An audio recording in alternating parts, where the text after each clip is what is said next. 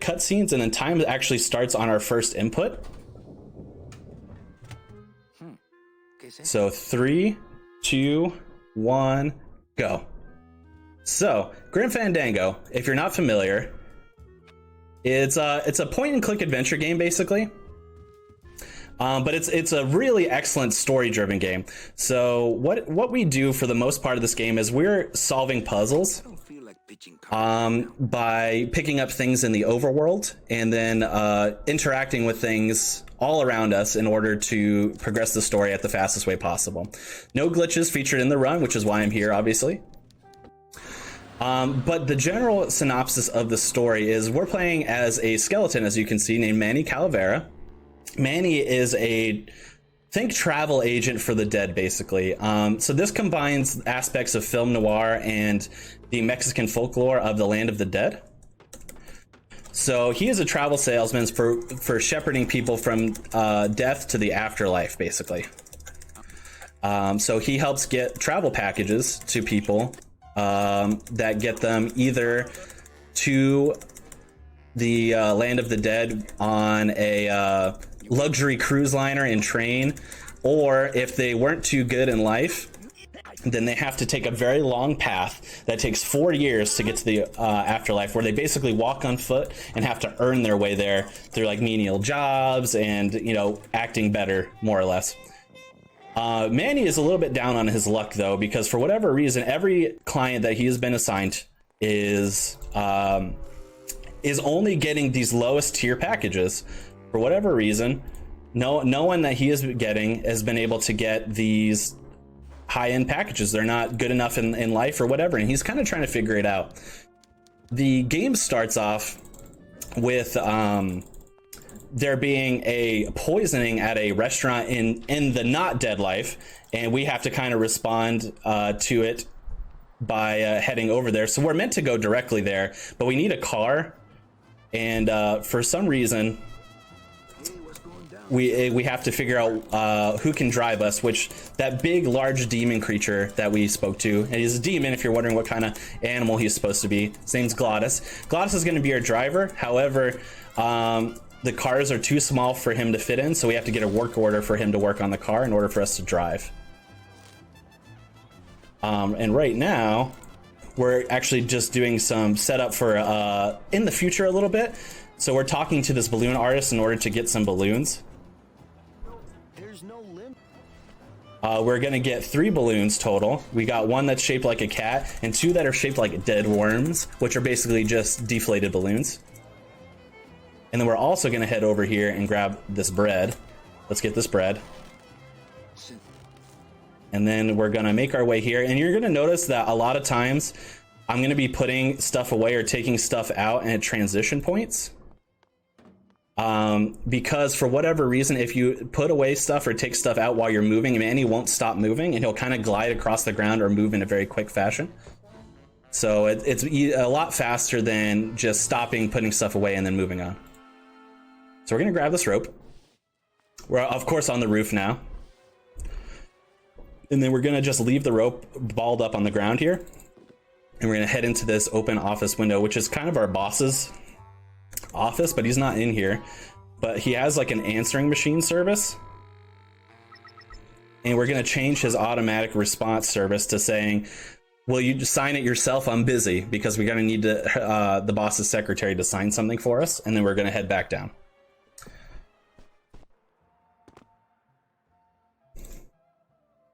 So, as you can see, it's mainly my main movement is the mouse. I will occasionally use WASD, but for the most part, using the mouse is the fastest way to move, because it will just immediately take you on the fastest path to things. There are some times that when you move around using the mouse, that it kind of gets a little bit janky, and it won't take the fastest path. It'll make you like walk around and back around and stuff like that. And then in those cases is when we use the WASD buttons instead. Obviously here we're skipping a lot of animations. Oops, there we go. So basically what's happening here is we're at that diner. You see these weird faces in the background of people. Those are actually people who are living in real life. but this is somebody who was poisoned at the diner and has now died because of it. So we're actually helping to shepherd them into the afterlife. Unfortunately for Manny and for that person, he also got the lowest budget pathway to the afterlife. So he has to make a 4-year-long journey. And that person's name is Celso. They're going to come back a few times in the run. So you'll see. This pink individual, he works in the server room, which helps distribute mail across the office, which is going to be kind of the basis of what we're doing next. So we'll see that here. But first, we're going to hop in here. We're actually going to take out one of the 2 empty balloons, and we're going to be filling each balloon with one of these hoses. Now, what this stuff is packing material for coffins. Basically, coffins are kind of like how you can transport, and it's like shipping. Think like UPS, but instead of boxes, it's coffins, and there are bodies inside. So we filled the 2 balloons with one of each kind of packing material, and we're actually going to send it down the mail chute in order for us to sabotage the mail office. Basically, what's happening here? Oops, we want 6 here. Basically, what's happening is Manny is getting real suspicious. He's getting real sick of getting these lower value options. So he's trying to go and get the mail of his coworker, who is getting constantly the best clients in order to get the best deals, therefore getting the most money. So he's trying to sabotage the mail office in order to see what is going on in his coworker's mail. So we shoved those packing materials down there, which basically makes it like a giant foam party in the basement, and then the server room guy is going to be having to fix it for the company. So we're going to head into the server room, which is here. We're going to grab this for later. That's going to be important. And we're going to head this way. We're going to actually turn this lock so it opens. And then we're going to attempt to exit. But what's going to happen is this server individual is going to light himself on fire. And basically why this isn't, so we attempt to save him using the fire extinguisher. Why it doesn't work is he says, don't you know that this stuff is incredibly flammable in here, so don't use that because it's gonna, you know, make me explode. Which is important for later on. It's the only reason why I bring it up. Us turning the lock makes it so that the door stays open when he closes it. And as soon as he leaves, we're gonna hop right back in there. Hop right back in. We're gonna open the door. And then if you were eagle-eyed, you might have seen at the beginning of the run, I grabbed a deck of cards off my desk, and then I used a hole punch on the secretary's desk in order to punch holes in it. And basically what this is going to do is going to block the mail, but also allow air to pass through so it doesn't break again. All right. So this is our new client. Her name is Mercedes. Mercedes was excellent in life, and there's zero reason why she should not get the luxury cruise liner to the sky, basically. However, she only qualifies for the lower package, and Manny doesn't know why. And of course, our boss finds out about what we did in the mail order room, so now we've been kind of locked in a room, which, you know, you ever do something bad at work and then get locked in a room? Pretty classic, in my opinion. But this introduces us to a little bit of corporate espionage here. So in the underground of the building, there is a resistance group who is suspicious as to why this is happening as well. They've been monitoring the same stuff that Manny is curious about. So they're trying to figure that out as well. So Manny is going to start working with them in order to get back at the company that has now fired him and imprisoned him. So this is our coworker Domino's office. So we're going to grab a few key things here. There's a little trophy, and then we're actually going to walk over here to this punching bag and then use it 3 times because that is going to knock his mouth guard off the top. We're going to pick that up. A little gross, but keep in mind these are skeletons. They don't have saliva, so it's not as gross as it could be.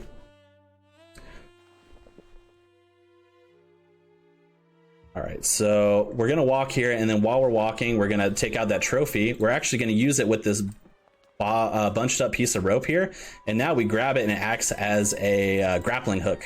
So we're gonna throw it to the ladder here so we can head up. So weirdly enough, and I think this is meant to be more of like a comedy deal, the resistance group that's underground, their big strategy right now is to train baby pigeons to deliver their correspondence. So what we're actually going to do right now is we need to get some pigeon eggs. So we're going to put an inflated cat balloon in there, and then we're actually going to use the bread we got earlier as well and put it on top. Now what this is going to do is the pigeons will be attracted to the bread, but when they start pecking at the bread, the balloon's going to pop and they're going to get scared away. And then we'll be free to head right over here to their nest and grab a couple eggs.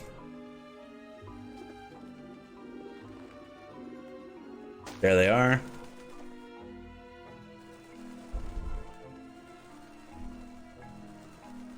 Fortunately, this is one of there are quite a few, most of the cutscenes in this game are skippable in some regard, and all the text is skippable, obviously, which is why language or anything doesn't matter in terms of, gameplay or going as fast as possible. But there are a few cutscenes that are not skippable in this game. My theory is that any scene that's not skippable is because it introduces a key item that you need to use to progress the story. So it doesn't want you to accidentally skip by the cutscene and not know the item is there. So back in the garage now. That's a little glide mechanic there. I took out the mouth guard. Now Glottis is still nowhere to be seen. Last we had heard he was working on the car in order for us to get out of here. We're going to use the mouth guard and we're going to fill it with Philodent, because what we've been told is that we need some way to access the computers from the underground, and all of the computers are protected by I think like fingerprint scanning, but since we're skeletons we don't have fingerprints, right? So they do it by teeth. So we're gonna take an imprint of our own teeth, I almost went the wrong way, so that we can now access a computer from underground. And we're actually gonna go in here and give it to her.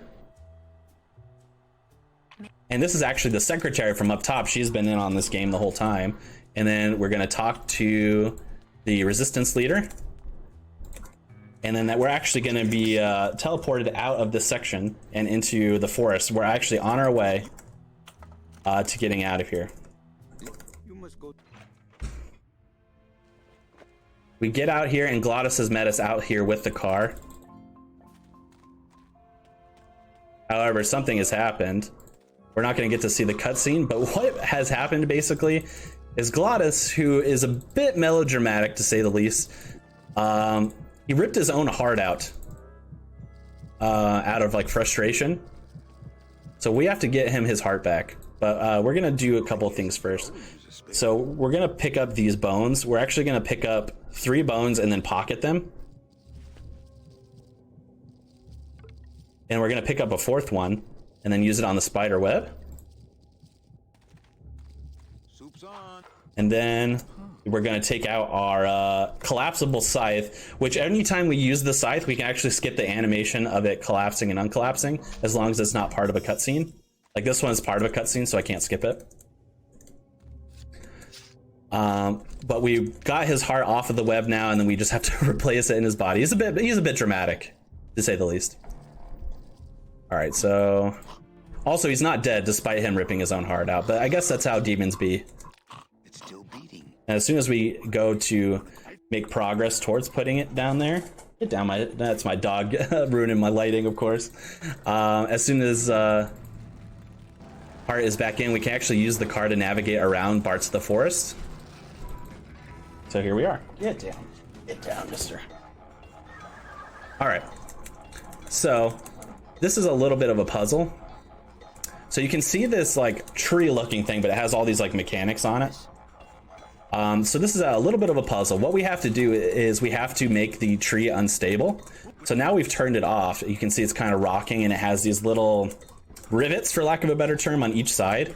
And what we need to do is we need to make each side of the trees, like the rivets on each side of the tree, equal each other so that they're retracting at the same time, which will make the tree the most unstable in order for us to progress the story and get by the gate. So Glottis is working on doing that right now. We're gonna flip this switch. He's gonna spin around. That's key for us because it makes it the most unstable it can be. And then how we're gonna do this is we're gonna run over the wire with each of the wires necessary in order with the wheelbarrow in order to not quite. There we go. And basically that stops that one rivet from moving if it can't connect to the machine. And now we have free reign. So what we're gonna do is we're actually gonna hop out of the car here because you might have caught earlier that Glottis backed into the sign, and it's actually very important for the next part. So we're actually gonna pick it up. If we move close enough to the sign with the car, we can usually it wants us to take us into that separate like side scene with the sign where Glottis's heart was ripped out. But if we move close enough with the car, we can avoid going into that scene and still pick up the sign, which is cool. And we're gonna plant the sign specifically here. And it's gonna open up a secret passage for us.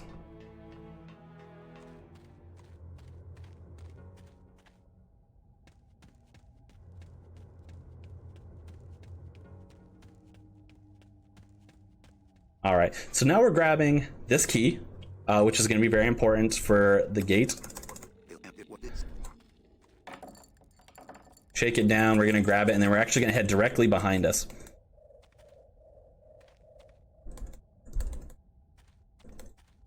Now we're heading there. I'm gonna put the key away on my walk over, which is good.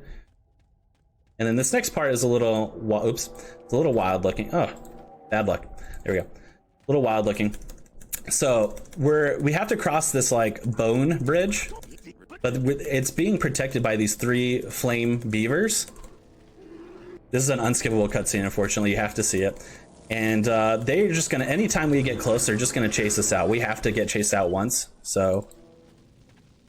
But luckily we already have what we need in order to take them out. So they're attracted to bones, which is why they're on the bone bridge. So what we're gonna do is we're gonna throw a bone. Then we're gonna take out the fire extinguisher from earlier. As soon as they jump in to get the bone, we're gonna use the fire extinguisher and extinguish them. Perfect. And we have to do that 3 times because there's 3 beavers.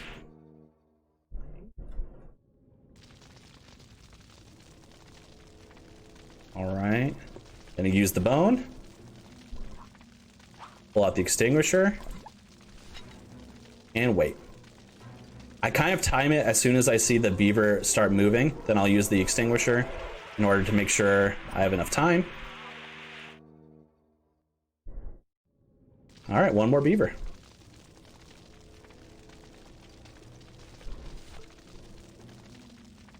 Pull out the fire extinguisher. I always walk a little bit forward just to make sure the length of the extinguisher is good enough, which it usually is. But just to be a little bit safer here.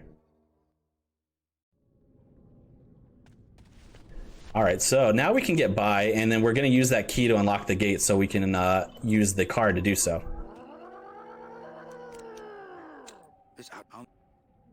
And that ends the forest segment. And this is an area called Rubicava. The irony, so I kind of alluded to it before. If you are not good in your life and you get the lowest travel package, you have to go on this 4-year-long journey, making your way through the lands in order to get to the afterlife. The irony is because Mercedes, who Manny here cares very greatly about because she absolutely deserves to get the best treatment. She had to be sent on this journey. She's gone. So what Manny's journey has now become is to find her and get her to the afterlife. And the irony of that is because that Manny has to do this and he's constantly trying to track her down, Manny has to go on the same exact journey that she would, because he's gonna have to do this 4-year journey as well.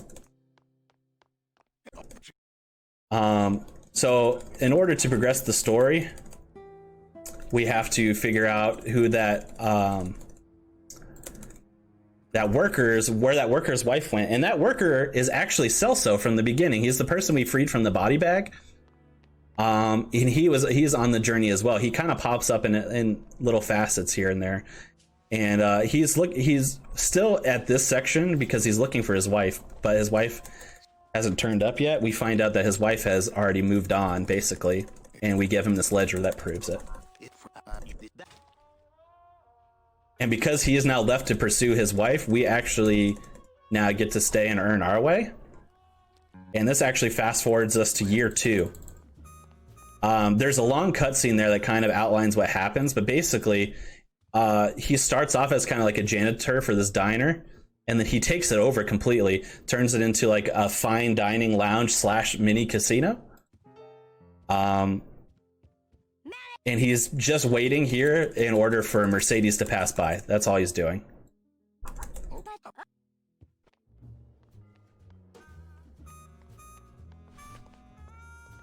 All right, and there's actually a cutscene here, and then we talk to the captain. We find out here during that cutscene that Mercedes has actually passed by us, and we need to take charter on the ship in order to go to where she is. And basically, we're trying to get boarding on the ship, but there's 2 things. Well, there's actually a total of 3 things that we need to do, which are Glottis needs to work on the ship in order for it to work. And also, even if that's the case, there's only room for 1 unless one person doesn't show up, which his name is Naranja. If Naranja doesn't show up, then both Glottis and Manny can go. So what our task has now become is get tools for Glottis, make sure that person doesn't show up so we get charter on the ship. And we also have to join the Maritime Union, or else we're not going to be allowed to ride on the ship. Okay, we skip a cutscene there.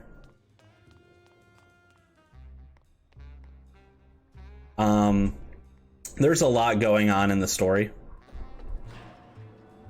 Oops, we can skip this as well. Skip this.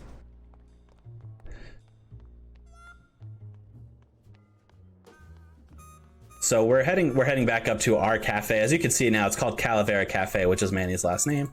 So we own it. It's definitely decked out. During that cutscene, we see a high-profile lawyer guy kiss another casino owner's wife, basically. We're gonna need that lawyer later on, so that's gonna be key evidence for us.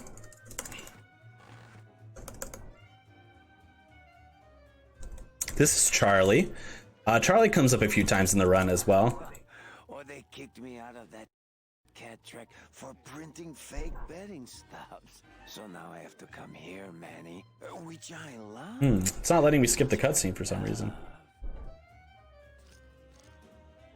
There we go. For some reason, it did not let me skip that dialogue. I'm not sure why, but now I can skip it again, so strange. Charlie is a shady individual. He talks about printing fake betting stubs, and we're going to confiscate that from him because that's illegal.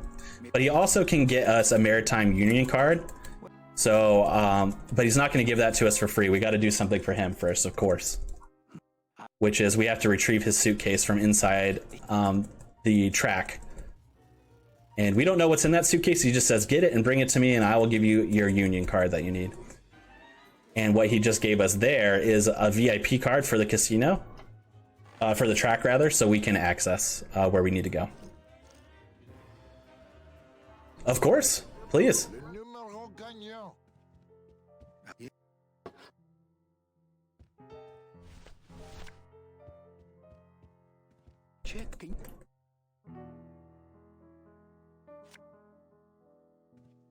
Oh yeah, I hope you're all saving those donations, because I want to see a flurry of donations when we're back up and live. Absolutely. Thank you for that update, George. Appreciate that. Absolutely. So you might have saw a few things there. One, we picked up a bottle of alcohol that's actually like a Goldschlager version of alcohol. So it has actual gold flakes in it. So that's going to be important for later. And 2, we showed Glottis our VIP card for the casino, and then Glottis stole the card and took off. As you can kind of imagine, we said Glottis is a little bit melodramatic. He's also a bit of a lush. So he's going to go to the VIP section of the track in order to get a little inebriated, we'll say. But that's not going to really...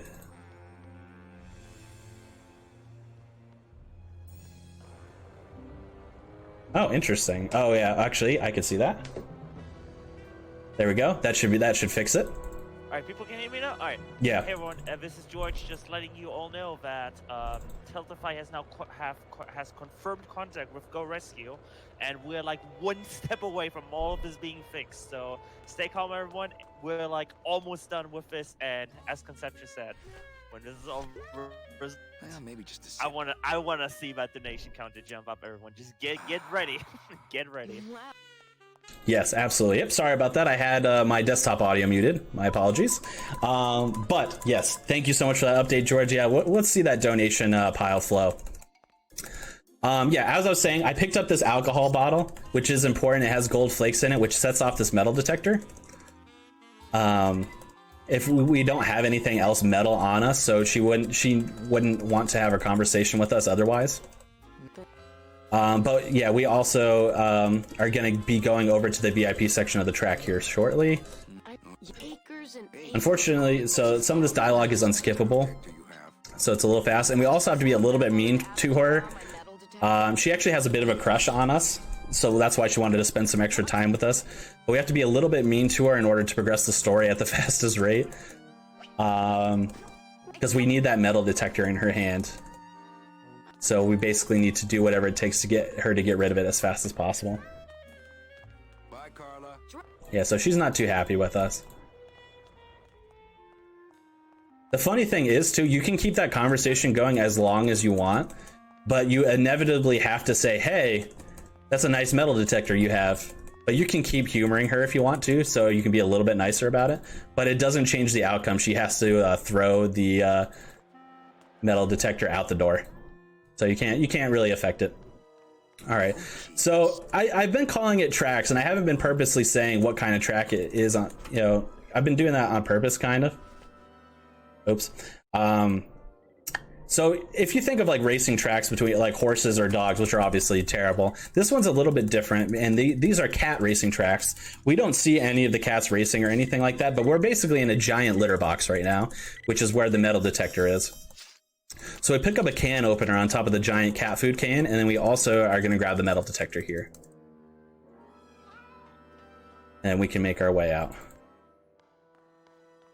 And luckily for us, since we had to come this way anyway, the VIP lounge is right this way. So here we are. There's Glottis up there being a lush. And then this right here is Nick, who is the lawyer that was found smooching with the track leader's girlfriend. Working in the High Roller Lounge. I would think Maximino's private lawyer would have his own office. And we're basically setting up something that we haven't done yet. So like I said before, 3 things have to happen. We have to get access to the Maritime Union. We have to get Glottis tools for him to work on the boat. And we also have to make sure that Naranja does not show up for work. So this is helping us set up the Glottis needs tools thing. The tools are going to be from worker bees. So we have to convince the bees to go on strike in order to get their tools. So we're going to convince them to go on strike with the red book that we picked up earlier, which basically, sorry, my dog keeps wanting to look out the window, which basically it's like the communism manifesto is what it's supposed to be like. So it's like a revolutionary rights.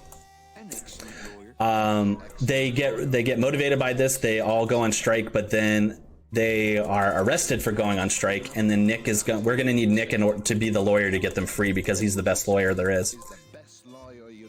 Because of the fact that he has that cigarette case that has a key in it, we cannot skip any part of this cutscene. So we just have to slowly get through the dialogue in order for him to progress the story. And we actually have to talk to him twice in order for him to get up to leave. So this is actually like an unfortunately slow part, and we can't do anything about it. Virago, I really need a lawyer. Well, my advance card is full. So what are you going So because we need a lawyer later on, we're going to use this piece of blackmail evidence that we're going to tell Max, the track owner, about Nick and Olivia kissing, and he's going to say, you don't want to do that, and then he's going to storm off and leave, basically. Friends, he'll believe me. People believe. And of course, when he leaves, he conveniently forgets his cigarette case, which had that little key in it, which is going to be important for us later. Dangerous rumors. I've got to talk to Max for a moment. When I get back, I hope you're gone, because I'm sick of looking. All right, so finally this cutscene is over. You can pick up the cigarette case. This is gonna get me in trouble. Unfortunately, when we open the cigarette case, we can't see the key, but we can hear it rattling around in there. So we know it's in there, but we can't access it. But we're gonna let that go for now. We're gonna enter here. Sometimes, all right, so what has happened here is sometimes when you enter and use if you attempt to use an item while going through a transition point, it doesn't allow you to progress in the transition point, so you have to back out and go back in. That's all that was. So we're gonna do a few things set up here. This is actually a little bit on a cycle, so we're gonna be quick. We're gonna open that door, and then we're gonna grab this turkey baster, which is gonna be important for later. Like a turkey baster. Pocket it, and we're just gonna stand next to this door, and we're gonna wait for the waiter to come in.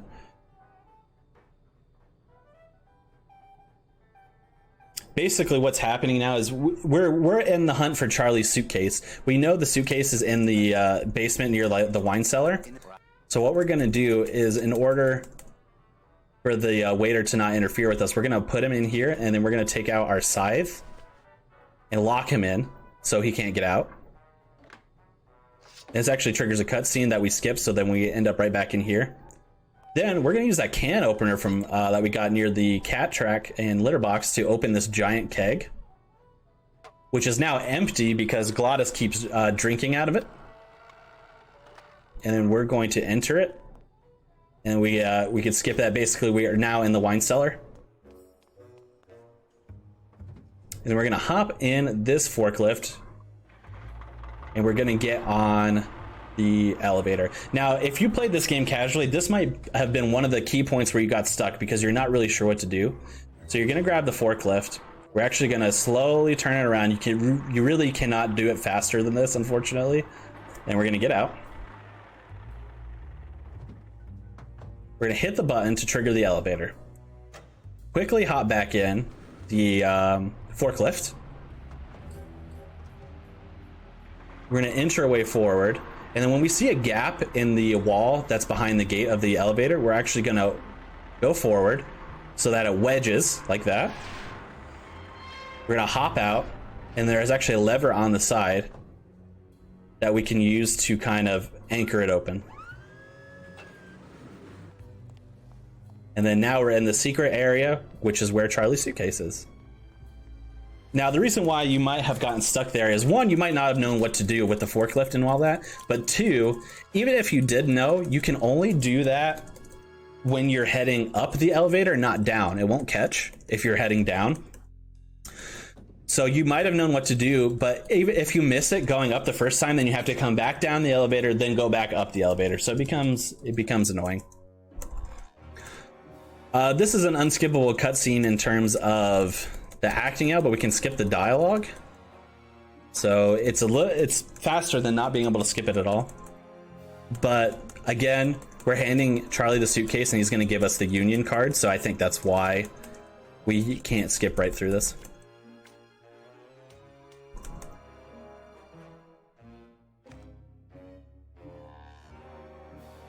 Now you see there that Charlie has a gun on us, but it's not just a gun. It's a gun with a little flower design on it.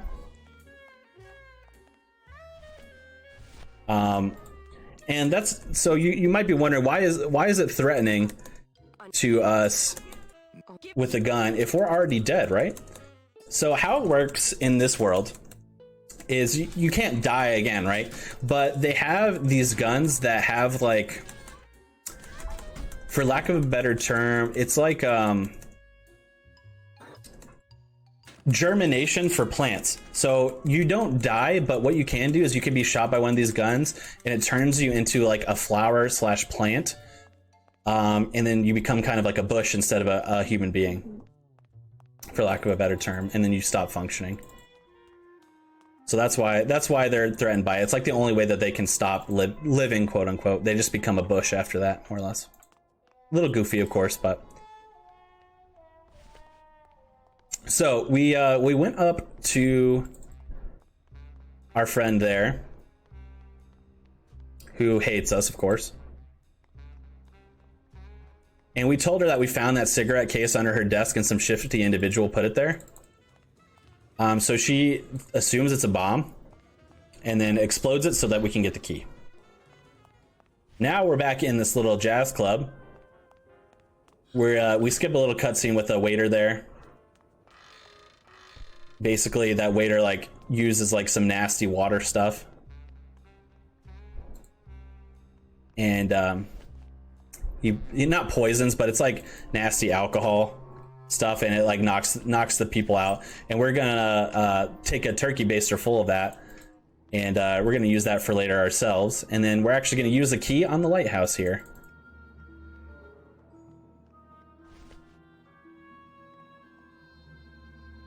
And there's a cutscene here, but basically, the girl that Nick was with is found murdered up top of the lighthouse. And now we provide the worker bees with the manifesto.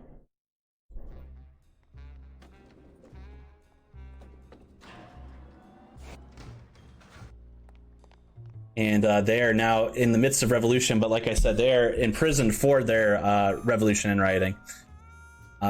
So we have to get Nick involved, which we'll do a little bit later. We're going to do some more setup first.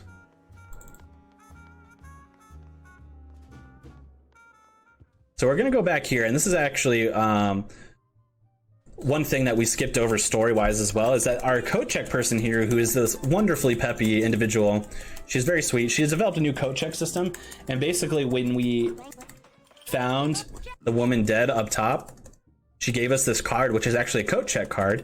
We come back here, and we decide to use it, knowing that she developed a new code check system. We get this coat.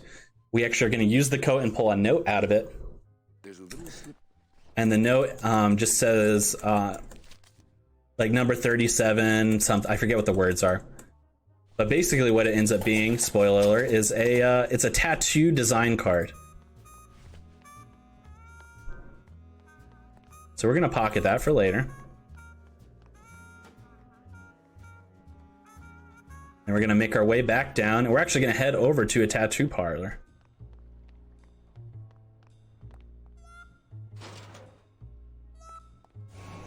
All right, and that's actually in the lower level here, which is why we take the elevator back down.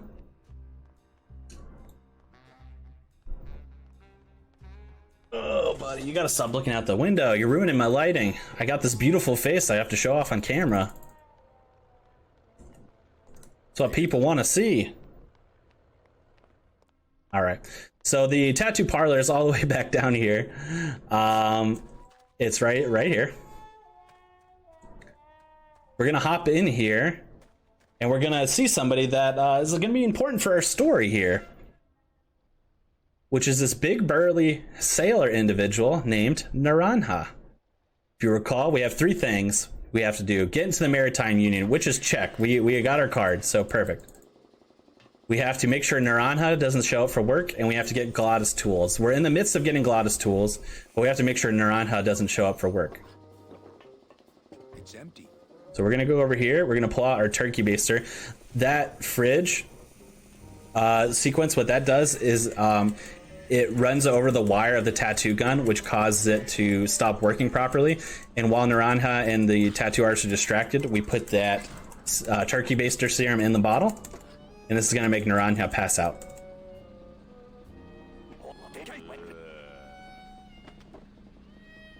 So he passes out. We put him on the bed, and he's knocked out of sleep, right? So you think, perfect, check that one off the box. Naranja, no way he's just showing up for work. But the tattoo artist, what he does is he calls the ship captain and says, hey, I got your boy Naranja here. He passed out drunk. When he wakes up, I'll send him over. So he's still going to go to work, unfortunately. He just needs to sober up first. So we have to make sure that he doesn't show up for work. So what we're going to do is we're going to grab his dog tags off his body. And those are going to be important for later on. All right. So now we're going to go in our inventory. And we actually have so much that we can't just do a quick cycle. Basically, every inventory item we have is assigned to 1 through 9 on the number pad, but we have so many items that we actually have to cycle through our inventory to get to the one we need. So we show the tattoo artist here the tattoo card, and he says, oh yeah, I am missing that card, and then there's this picture here instead, which is weird. So he gives it to us. And then now we can head back up. All right. So now we're out of the tattoo shop. We're actually going to use this ticket stub maker from all the way back at the beginning. Now, luckily, no matter the playthrough, the code that you need for the ticket stub is the same every time. So you're meant to, in the game, figure out what the proper code is supposed to be in order to print the right fake ticketing stub to turn in to the bookie. But because we know what the code is and it never changes, we can just type it in. So we're gonna head up here, head around the corner. This is the bookie booth, and we're gonna turn in the slip. And he's gonna give us a key piece of evidence that we need to show to Nick in order for him to fully be convinced to take on our lawyer case. Which is photographic evidence of Olivia and, not Olivia, I forget what her... Yeah, no, I think it is Olivia, actually. I can't remember if that's somebody else in the story or not, but it's photographic evidence that Nick and Max's girlfriend are together. So that's proof enough that Nick has to work with us. So we head back into the VIP lounge.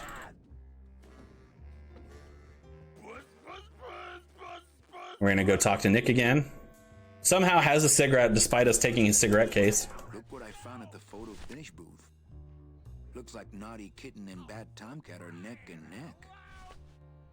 And you might be wondering, well, this is kind of morally irreprehensible, all this blackmail that Manny is doing. But keep in mind that Nick is kind of a scumbag, as we're going to prove in a second. Right about here. We just deck him. So Nick does the trial, gets the worker bee off. So now the worker bees are no longer working for the shipyard, which means we have access to their tools. So going through our list, do we have access to the Maritime Union? Yes. Does Glottis have access to his tools? Also yes. But Naranja still could show up for work because he is just passed out. He's not completely out of it. Like, the ship will still wait for him. So same thing here, we have too many items, so we just have to cycle through. And we pull out Naranja's dog tags. These are what dead bodies look like when they have been, when the fertilizer is used on them, basically. They're no longer living and they're completely grown. So we throw the dog tags there, and we give the metal detector to the mortician, because that will help. He's basically trying to identify these bodies, and he has no identifying factors. So what we've done is we've thrown Naranja's dog tags on that body and then gave him a metal detector to find them. So now he's going to call the ship captain and say, your boy Naranja is dead, so he's not showing up for work. And that's going to check our third box.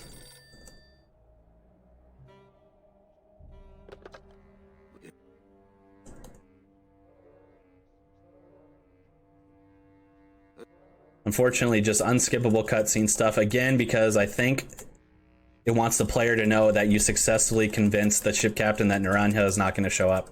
So now you know you can progress the story.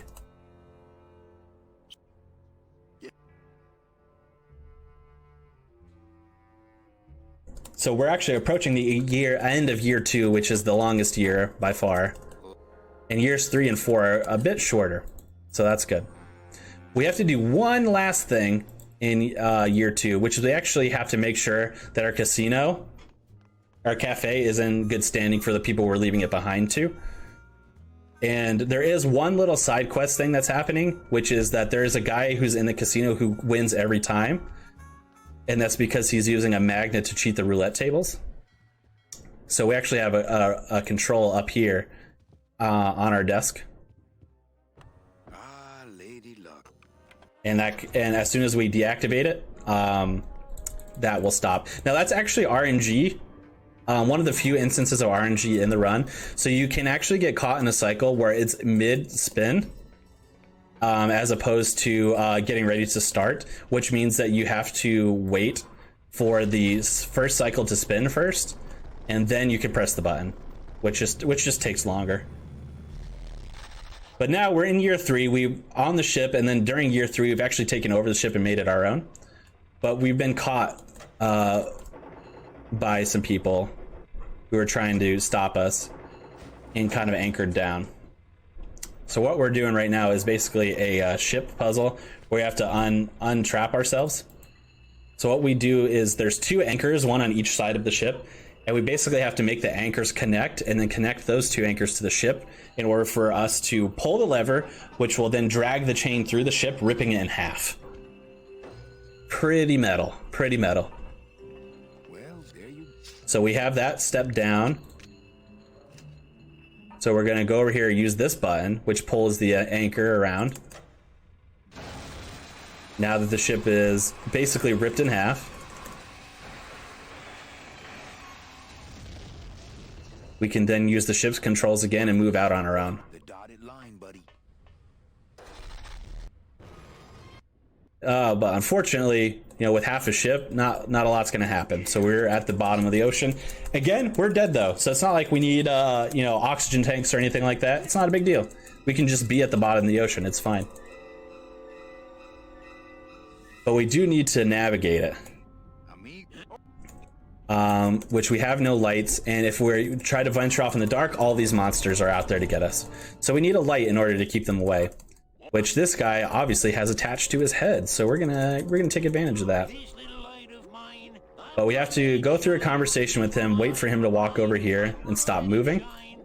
Then we can grab his hat thing and give it to Glottis.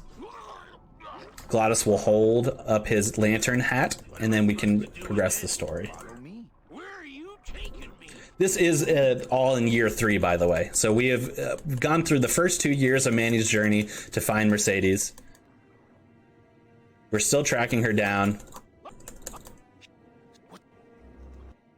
I'm not going down there while that monk's looking right at me. Stuck. There we go. For some reason, I think I tapped the W key, so it moved us a little bit forward. So it got wedged in some rocks there, but that's not a big deal.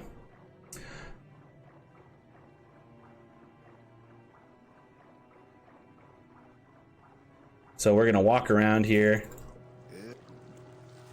so that this person gets caught and makes noise, and then we're actually gonna be caught by this octopus submarine thing.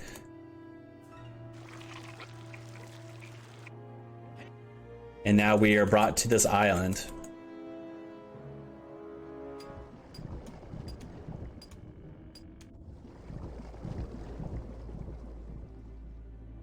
Fortunately, there's a long loading sequence here, so I'll kind of give you an outline of what's going on. So we're caught and brought to this island by the octopus in the submarine, which you might, I don't know why an octopus needs a submarine. They're already at the bottom of the ocean anyway. But basically, who's in charge of this operation is Domino, which, if you remember who Domino is our coworker that had all the good clients. We have discovered now that what was in Charlie's suitcase and what the plot is that the suitcases were filled with tickets to the luxury cruise liner directly to the afterlife. So they're stealing people's chances. Oops, didn't mean to make them cry. That's all right. Just a little bit longer. Hey, don't cry, children. Please, stop crying. Why am I So we're working on trying to not only find Mercedes, but stop them from doing this espionage group. of stealing other people's tickets and using them for themselves. We have to talk to these children who are in this cage in order for them to throw a little tiny hammer at us, which is going to be important. If I could ever pick it up. There we go. And then we're going to head over here. And surprise, surprise, we actually missed it in the cutscene because we skipped it. But Mercedes is here. She is right here. I'm going to wait a cycle here. So this is a little bit tricky. We have to make her... I think I missed the cycle. Wait, did I get it? No, I missed it. So we have to wait for her to accidentally drop ash onto her own stockings. Ooh, that's weird. Okay, I thought that was going to be it. We had turned it in time, but I guess it wasn't. It's kind of a tight cycle. You can get it if you activate it right away, but we missed it by probably a couple frames. Let's see, is that going to be it? Nope. So ultimately just becomes this cycle of continuing to turn the ashtray until it lines up that she flicks her ashes when the ashtray is not in front of her.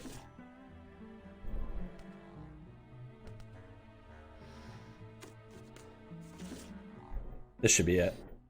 Nope, never mind. I thought she was going to go for the cigarette there, but she went for the file. Eventually, it will work, I promise. Yeah, this is probably one of the bigger time losses in the run if you are not able to get it on the first cycle. Like I said, it's pretty frame dependent.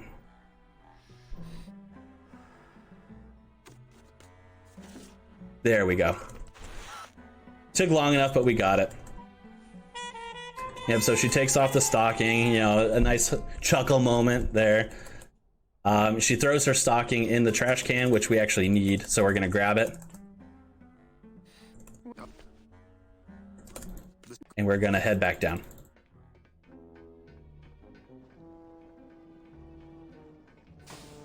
The reason why we needed that tiny little hammer and the stockings, we're actually gonna trade them for 2 other objects that we need. Because this is kind of like a mining camp / prison.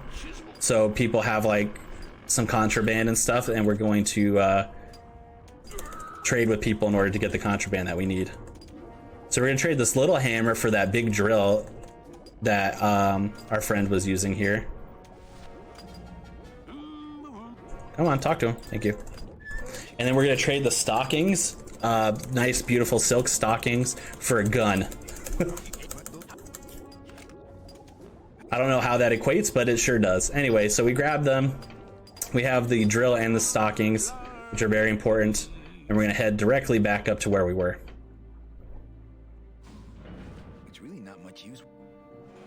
All right, so we're gonna head there, and we're gonna trigger a cutscene in here. So we don't get to see what happens there because we skipped the cutscene, but basically, she tries to give us a bullet for the gun to help use it, but she's imprisoned by Domino, so we have to free her from the prison. We're gonna use this big drill on the hinge of the vault door. I'm warning you, Domino. We're just gonna pop it open. I'm getting angry. And we can put that away, and we actually have a little puzzle here. It's a spin puzzle. We basically have to make all of the gears open up along the seam of the door. So we're just spinning it and then making it so all of them line up so there's a nice gap on the side.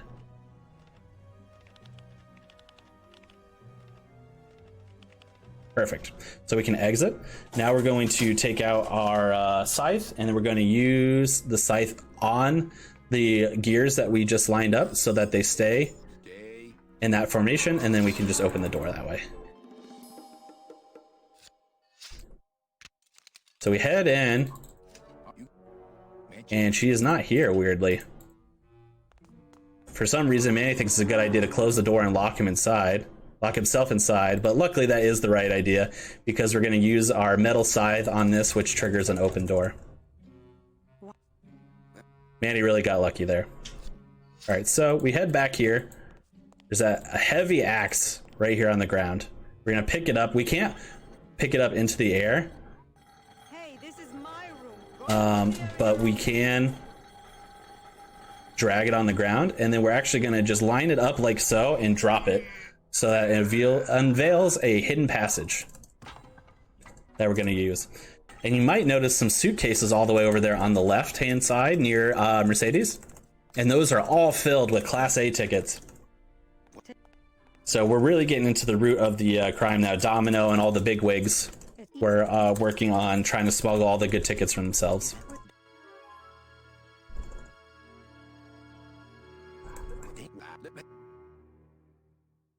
But down she goes. So Mercedes is safe on this beach near the water, but Glottis, we actually think at this point Glottis is dead because he's kind of in a cutscene. He's kicked off the edge of a big waterfall, so we think Glottis is dead. But fortunately enough, Glottis lands on the remnants of a boat. So Glottis is actually working on a boat to get us out of here, but we just can't see that yet. But now that Mercedes is safe, which is one of 2 steps we have to do, we're going to get the boat up and working. So now we go into this giant overworld thing, and we actually lower the crane there. We're gonna head down this way, and during the process I'm going to take out my big drill. This is kind of a funny animation, so we're going to use the drill to separate the chain from the bucket, but we can skip the animation. So not only does our tool disappear, but we actually never see the chain separate from the bucket, but it's separated, which you'll see shortly. So we head back up the stairs, and you can see these kind of gears grinding, which these giant gears are very important for us escaping the ship, so we pop them out so we can use them, and then we drag the crane all the way over to the side, and we drop the chain there, which is going to be important. So now we're on the other side of the map.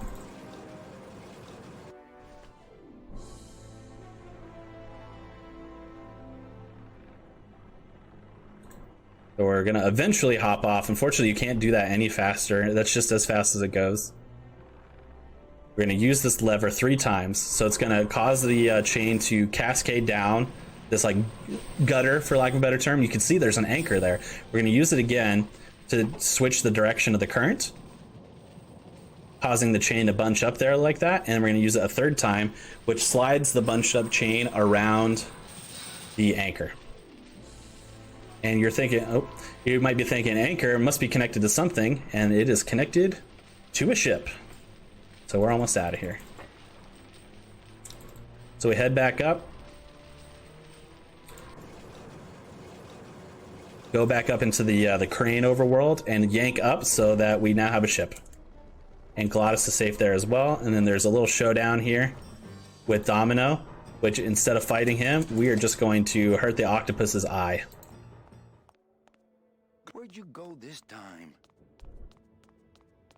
So we take over. So we're now in year 4. So we're actually getting close-ish to the end of the run. Last chapter. So, oh, we can escape through this actually. My bad. Whoops. So we were able to take the remnants of the submarine as far as we can. We're actually at the gate to the land of the dead, but we can't get by because we don't have the proper passes, and we need to figure out what we can do to get passage. Mercedes is still with us, as is Glottis, as you can see. And the person we pulled out of that coffin was Celso, by the way. And as you can see, there's a mug filled with that explosive packing material that we used in year 1. So we hang that up there. We get a rag from the kitchen, dip it in oil, put said rag in the toaster so it causes a fire. And what's going to happen is those smaller demons, they're basically looking for a fast way to travel, but they don't have the proper rocket fuel. So they're going to see this fire and they're going to say, oh darn, there's a fire. But unfortunately, the fire reacts with the packing material that's inside the mug, and they said, oh wow, we can use this. So now we can use that packing material in order to move a little bit faster. Come on, get out. There we go. Yeah, that's a complex move. You actually can't click out of that one. You have to WASD. And then if you hold it for just too long, it's just going to take you right back in. But as you can see, we're back in Rubikava.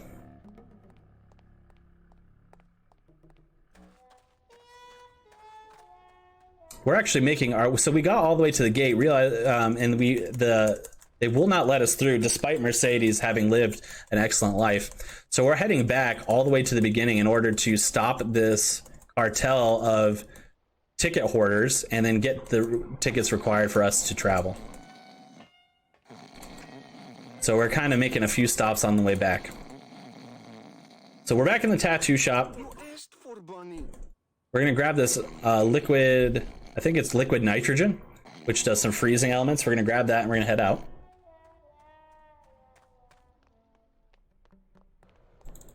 Head back this way. Now, luckily, we are in Rubalcaba, which is the biggest and most time-consuming area. But luckily for us, actually, we're gonna go this way.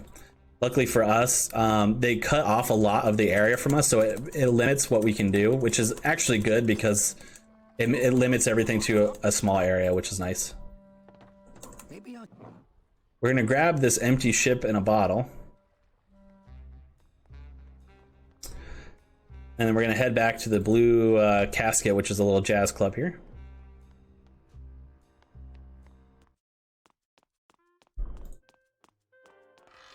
And then there's a little cask here. We're gonna fill the ship in the bottle with this purple alcoholic stuff. And then we're gonna head back to Glottis and them. I heard you were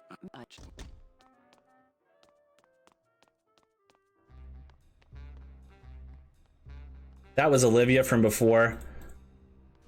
The one that the lawyer was smooching with. She just told us that she's gonna come with us. Come on, there you go.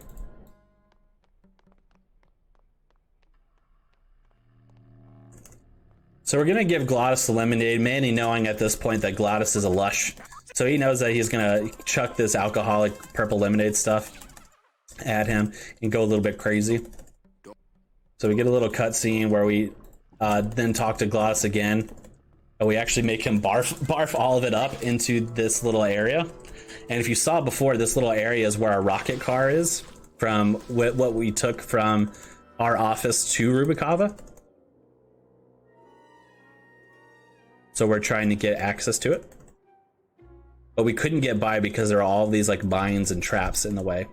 But now there's a liquid here that he just barfed up perfectly. And we have liquid nitrogen to freeze it. So now we can get on over there without knocking over any traps.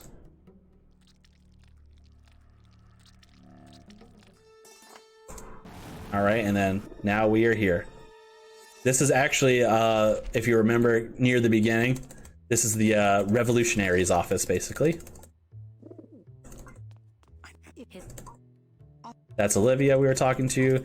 And that pigeon up there is the one that we got from the little egg all the way at the beginning. Life's coming full circle. So we're having the pigeon deliver a message. We're having Olivia get set up. We have a cutscene here. Here we go. We're actually, this person was, in the cutscene, this person was, he came to us after being shot by one of those guns that turn you into bushes, and then he kind of died in front of us. We actually take his hand, and we're going to use those bone fragments for later on.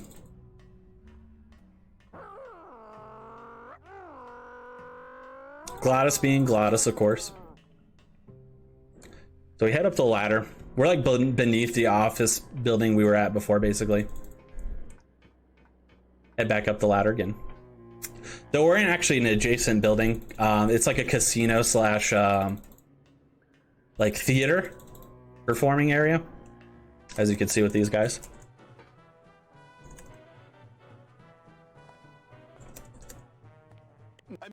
So we're gonna grab this pot of coffee. We're gonna head up the ladder behind these gentlemen, and we're gonna dump the coffee on their heads. The reason being is we need to get into the casino area, but Manny is too familiar of a face for all these people at this point. So he needs to disguise himself. So he wanted to fake join this production in order to get his face painted, but they were full up. But now that Manny has poured coffee on them, they're not full up anymore because their makeup is now ruined.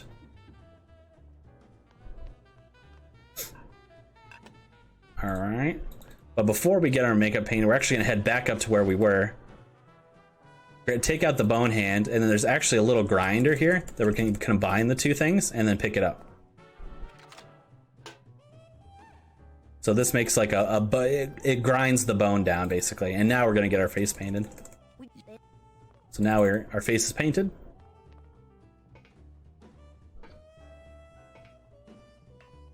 We can head back down.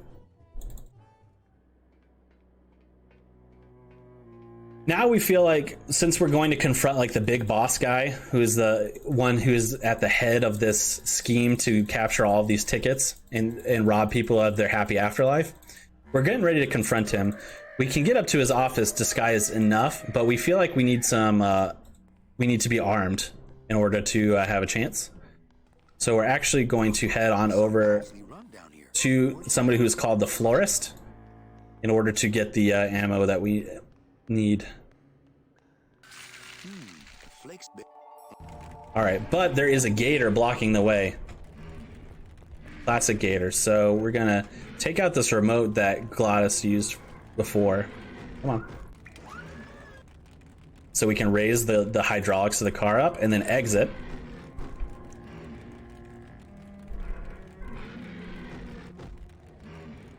Head on over. We're going to attempt to descend the stairs, but we're going to, the alligator is going to catch wind of this. And he's going to turn around and face us instead, which puts his tail under the car.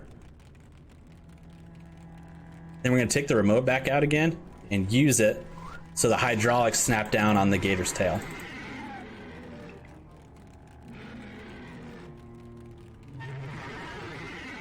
So now the gator can't reach us. Oops, don't need to go back up the ladder. As we head into the florist's office. Now the florist is afraid of the big bad guy, but for whatever reason, he has this like ball over his little his door ringer. He thinks somebody's after him, so he's trying to make it look like it's locked. But whenever you flip that thing off and then go to re-enter, he's just like, oh, a customer.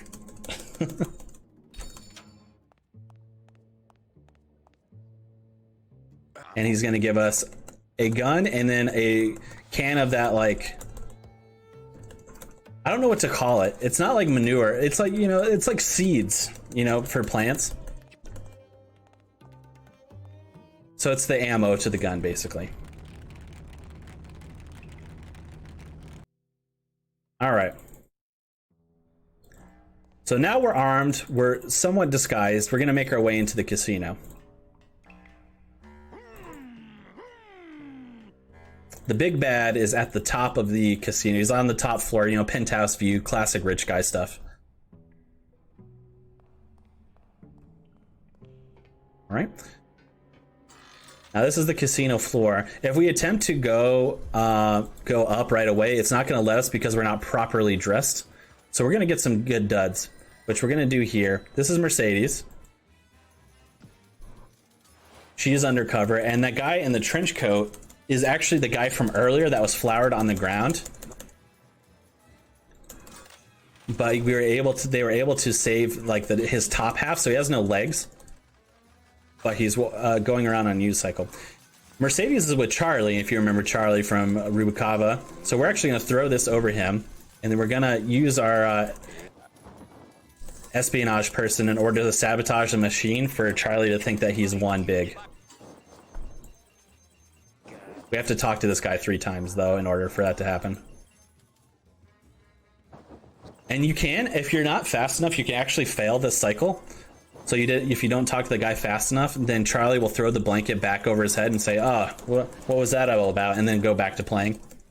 And you have to redo all of this all over again. So you have to be a little bit quick.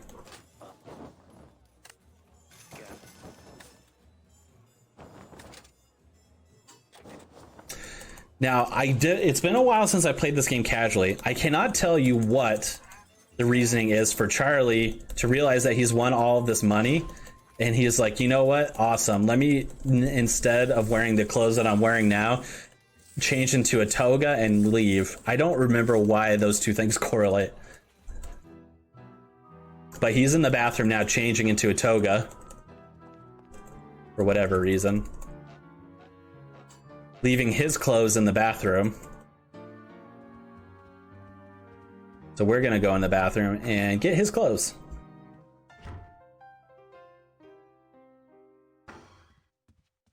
So now we're looking fancy. Now this next part I need a little bit of focus, but I'll explain it after. Ooh, it looks like my my mouse died. I'm here to conduct business with Hector Lamans. I just spoke with him on... You know Hector. 3, 2, Okay, so we actually got a little bit lucky there. So there is a little puzzle there where we're trying to go up and talk to Hector Lamans, who's the big boss guy, right? But the server guy, who is now his like henchman, will not let us through unless we can prove that we know the person. So he asks us a trivia question, and we have to answer it correctly in order to get up. The answer is always a number, and you can find the answer to the number on the board that's directly behind Manny. The board will add or take away a number based on what the answer is. So you have to study the board, and then when it comes back around, you have to see which number it has been added or taken away in order to find the answer.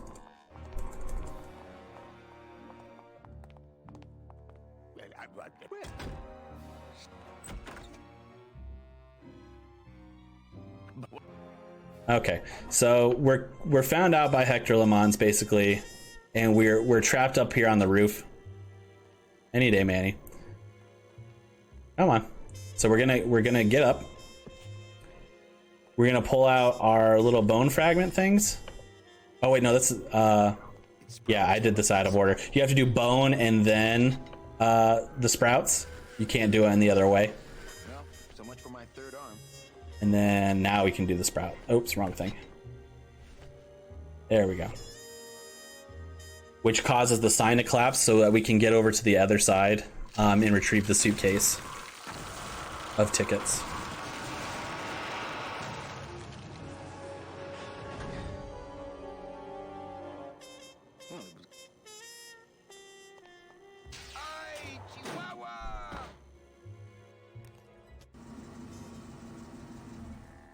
All right, so now this is actually like the last location of the game, which is the greenhouse. Basically, we get the tickets, but then we're captured by Olivia, who we have found out is a double agent. She offered to work with us, but she actually works for Hector Lamans. So she captured us to take us to this greenhouse in order for Hector Lamans to ice us, basically. And he successfully does so. He shoots us, but luckily, we still have some liquid nitrogen from before. So we actually pour that on our wound before the sprouts get too out of control, and we can just rip it out. Gracias, Toto Santos. Now we're alive. Olivia thinks we're in the clear. And throwback to our friend Salvador, who is the resistance leader. He was also taken out, but his head survived. We skip a cutscene there where he bites Olivia, basically, and we end up taking care of Olivia, who is that pile of flowers on the ground. Go ahead. Let's pick up this ticket.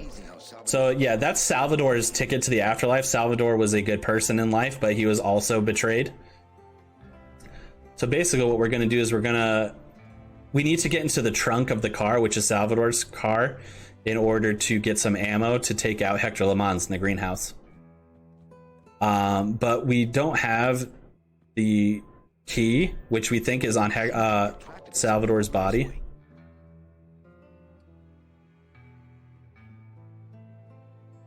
You go back out and in. The body is usually right around here somewhere. For some reason. All right, let me back all the way out. Usually when we hold the ticket when we get close. There we go. Then the ticket will just fly out of our hands and then attract to the body. But for some reason it wasn't doing it there. We put it away and take it back out, maybe?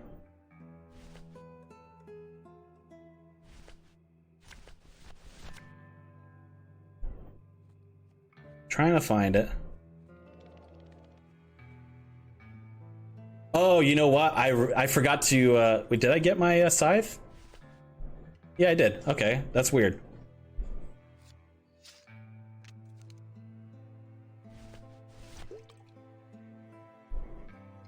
So strange. Trying to get it to work here.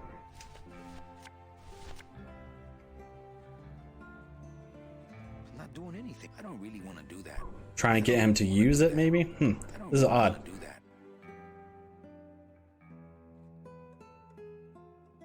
This has never happened before. Let's back out here now.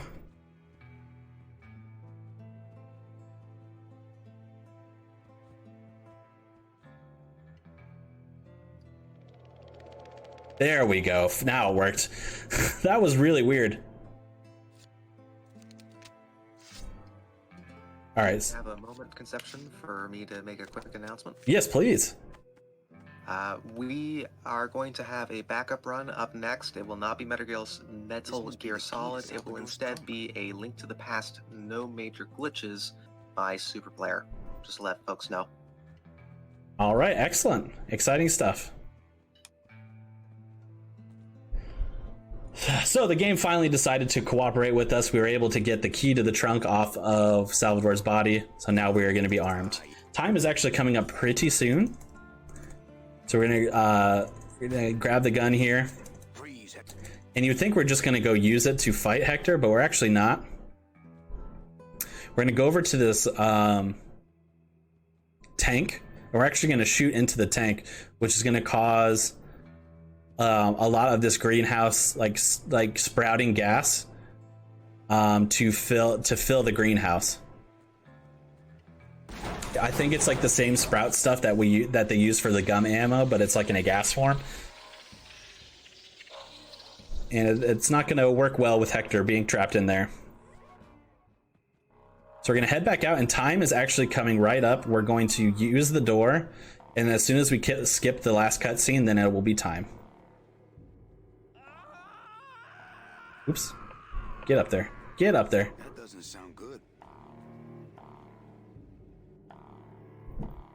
All right, so time is coming up.